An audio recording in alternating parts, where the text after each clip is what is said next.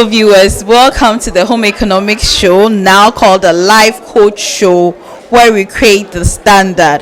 It's another beautiful Wednesday, and guess what? It's my birthday.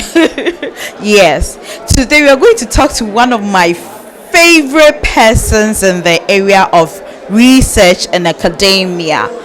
He has 2 doctorate degrees. Yes, 2. You heard me right. One in development studies and one in sociology. We call him the doctor on campus. We'll be introducing and he will come on your screen shortly. Dr. Ni Ej Sowa. He's at the University of Education, Winneba.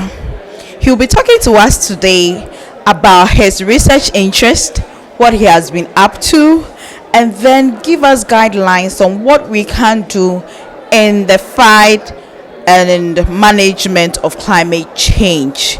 And so sit back, let's listen to him as he takes us through climate change adaptation, what is happening, what can we do as people to support that. See you on the other side. All right, so I'm Nia Jisoa, and I'm a lecturer here at the University of Education, Winneba. But prior to coming here, I've had a stop-start relationship with teaching or the academy, I would say. I mean, I've worked in NGO, and then I've had some time teaching on part-time, and then also in a private university before. But before coming here, I also worked as a research associate at ISE for 2 years on a project, and then I got the job here, so I decided to relocate to Winneba and then share my knowledge through teaching and research. So broadly, my interest in research is on social environmental change and then adaptation. So adaptation of all kinds, especially the ones that link to human security, livelihoods, and then how it influences the way we move on, that is develop.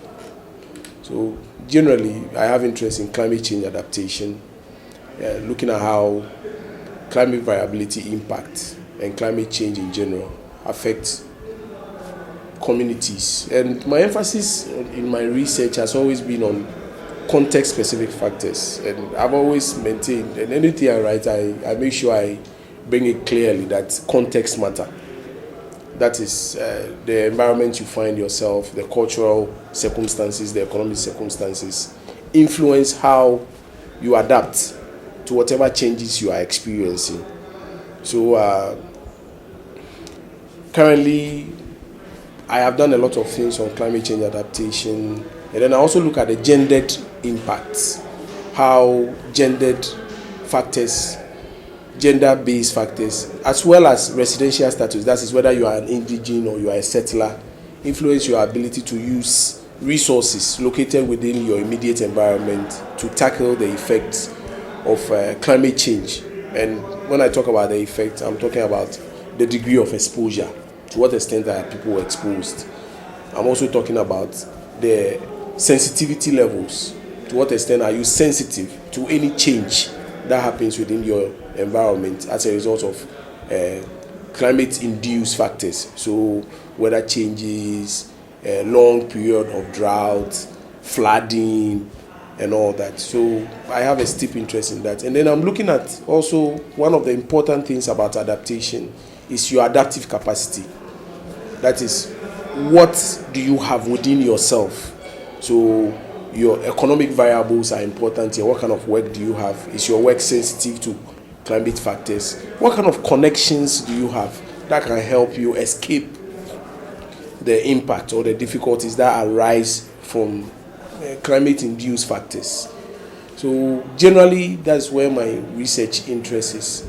Currently, as I speak, I still work on climate adaptation, but then I have shifted a little to focus on coastal livelihoods, how coastal livelihoods are affected by climate factors vis-a-vis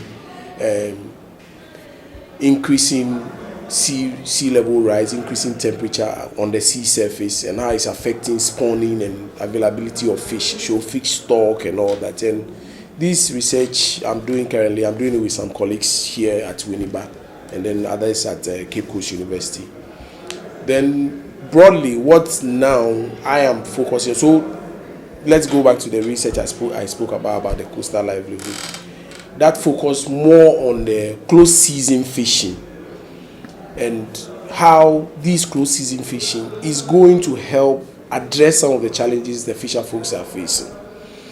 And we do not forget the influence of transshipment and other factors which have to be solved at the governmental level. But we are focusing on, if we are closing the fishing period for a particular, the fishing season for a particular period, how is it influencing the livelihood of those who depend on the industry? So we are not just looking at the fishermen or the fisher folks, but we are also looking at all the value chain. So from those who go to the fishing to every kind of activity connected to it. So the fishmongers, the carpenters, the painters, the mechanics that work on the outboard motors, and even traders within coastal communities. How is it affecting them? How is it shaping their livelihood outcomes? And how are they adapting to these changes they are facing? Mind you, I mean, when the sea is closed for a period, it does not mean that the moment it is open, things will go back to normal. It takes a long time for things to change because, I mean, researchers have indicated that, I mean, for a fingerling to grow to a mature state, you are talking about between, I mean, a year to 2 years for you to get it matured enough. And if we are going to sort of rejuvenate or revive the stock in our sea, it will take a long time. But of course, the close season period represents something. It represents an effort to sort of give the fish a breathing space or allow them to spawn enough so that there is enough in the fish. And also, I see that I also give the fisher folks and all those who are connected to rethink their processes. And so currently we are on that research, and initial findings is showing that it's not been easy for a lot of people who live along the coast, because what happens is that though they may have other occupation, other livelihoods, they depend on, like some of them are carpenters, some of them are painters, some of them are tailors, some of them have learned certain trade before they entered into the fishing. However, over time, if you do not do your trade anymore, you lose the skill, you lose clients you may have in the past, and then also, even if you don't lose the skill you have become a cake, because skill set for every specific occupation goes through transformation and they respond to the changing times. So if, for instance, you make furniture, the kind of furniture you can make when you were an active carpenter will be different from the kind of furniture that is being made now. So that skill will be obsolete unless you sort of refresh yourself and update your skills. So these are some of the things we are witnessing. We are also witnessing issues of partnership, how this close season can lead to the termination of partnership, because whoever has bought the net for you or has bought the canoe for you to be fishing with needs the money to be coming in. So either during the close season period, they relocate. So some of the fishermen will go to a place like Calabar. Some of them will go to a place like Gambia to go and work for the period that the sea is closed. So it all has implications on certain livelihood, because if the fishermen and their canoes have relocated to a certain place, the women who depend on the catch to either smoke or sell fresh or freeze the cold stores and other things, they are left hanging and they have to pay bills. I mean, cold store has to pay for the structure they are in, the rent. They have to pay electricity. They have to maintain their refrigerators and all that. And what happens during that? And then we are realizing that until this year, where some support was given, all this while, there hasn't been any concrete support. And so these are some of the things we are looking at. These are the clear livelihood dimension we are looking at. But in terms of the effect of climate change on the sea itself, we use modeling. So we pick surface temperature of the sea, and then we model to see the effect, and then try to project its consequences on the fish stock, and even the variety and the species that are likely to be available for the fishermen. So generally, that's what I've been doing. Allied to that, or very connected to that, is what I am currently trying to do with here, not necessarily looking at the fisher folks, but looking at the coastal livelihoods when it comes to sea level rise, sea erosion, and then flooding. And this actually is quite personal to me because I am a coastal person. So a Gama who comes from Teshi is very, very interested in how the sea is influencing coastal livelihood. And actually this awakening came at the height of the COVID-19 pandemic. I was part of a project that was looking at the effect of the COVID-19 on coastal life, on food systems. Then we spoke to some fishermen. Then the idea just jumped into my head that, I mean, if the close season period is affecting them that much, and then also we are having the increasing incidence of coastal flooding, you are having the increasing incidence of coastal storms, especially along the eastern coast of Ghana, from Gbegbeise all the way to Keta. You are having this increasing, and this is not new actually. Along the eastern coast of Ghana, they faced this tragedy for a long time, but it looks as if attention has not been paid to the livelihood, apart from the attempt to build sea defenses. But sea defense is fine. It sort of reduces the extent to which the sea encroaches on the land.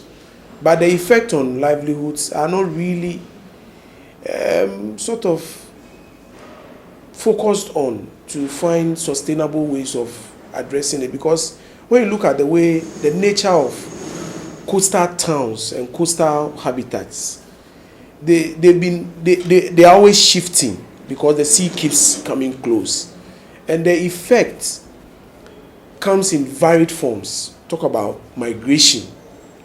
There's a key issue on migration where they've started to move, they've begun to move. Beside migration, other livelihoods are affected that are not necessarily coastal in nature. So farming activities along the coast are affected because the land becomes, it loses its vitality, therefore it cannot support agricultural activities. Then besides that, habitats, their homes are destroyed. Once homes are destroyed, schools are destroyed. If you go along the Keta area, all the towns, some towns are non-existent. They've just been damaged. So the people will have to move. Then there are issues of resettlement and how the resettlement can influence the history and then the religion of the people, because some of them have their gods closer to the place, and once they are being relocated, what's happening to them? They are very history, they are being uprooted, and there are issues here and there. So actually this research, I aim to have a very vivid interaction with the issues, and then also if possible connect NGOs, but it's all about funding. Work with the NGOs to see how to address the livelihood issues in terms of alternate livelihoods, and then also issues of resettlement, relocations, and other things. So broadly, these are my interests.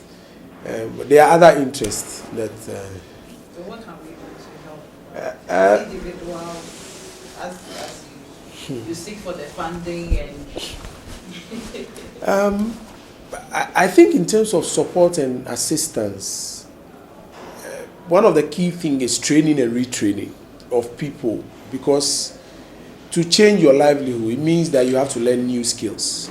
You have to modify the way you do things, and it doesn't just come like that. it means that you may have to undergo some. So maybe assistance in terms of training in alternate livelihoods, so that they begin to engage in activities that are less reliant on the sea. Then 2, they have to indulge in activities that are also less sensitive to climatic changes, vis-a-vis droughts, because if you are depending on the land and the land cannot bear anymore, then you'll be in trouble. So that is also very, very important. Then there should be a focus, and for me, I've always maintained that there should be a focus on investment, serious investment in education of the coastal population, because that has been one of the big issues. I mean, coastal populations in terms of education generally has been dropping. The levels have been dropping, and the data clearly shows. So there's a need for more investment in education from the basic level to the very highest levels. And that is not just about assistance for external assistance or external support, but it's the people themselves. So that kind of mindset, change in mindset, to reorient themselves to see that, you know what, this is what we've lived for, this is how we've lived, but the circumstances is not going to permit us to continue living like that. Therefore, we have to have a refocus of how we think and how we can help ourselves. Because I'm not the person that would always call for an external help, because it doesn't help. Of course, at the governmental level, there are things that have to be done. For instance, if we are relocating people, are we getting a place where they are going to live there as the first settlers of the place, rather than going to put them in another town where over time disputes will start rising? But things governments can do are like the big investment, capital investment, like building homes, building schools, getting a sea defense that's high and strong, resilient enough. So those are the mitigating factors. But in terms of the adaptation factors, those are the retraining of people, giving people new skills, also making sure that people get skills that will enable them engage in economic activities that are less reliant on the climate or on the sea, which is becoming increasingly unsustainable for them to depend on. Welcome back. I hope you had a lovely time with Dr. aka Dr. AJ Sowa. I believed you enjoyed it, and we have understood how the close fishing season influences livelihoods, influences the people along the coastal area. We have learned how erosion is affecting the culture, the history of people that live along the coast, looking at the Keta area. And I believe this conversation is not something that can just end with this video shoot. So feel free, go to the chat box, the comment box. Let's continue the conversation. What is happening in your area? If you live along the coastal areas, tell us what has been changing, what is going on. Do you have sea defense being built or not? What is happening? Let us learn. How is it affecting your families? Don't forget to like, comment and share, and I believe that we'll catch you on the flip side on same time again on this same channel, the Life Coach Show, where we create the standard. See you.